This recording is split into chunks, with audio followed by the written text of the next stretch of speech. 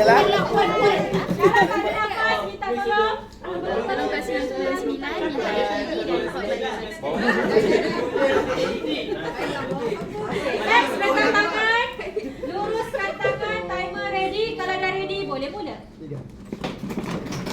Jangan melompat.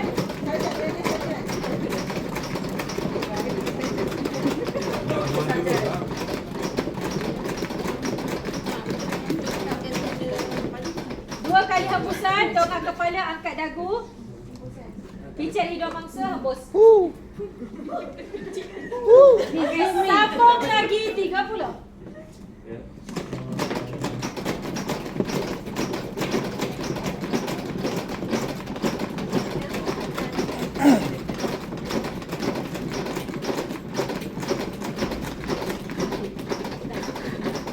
Dua kali hembusan.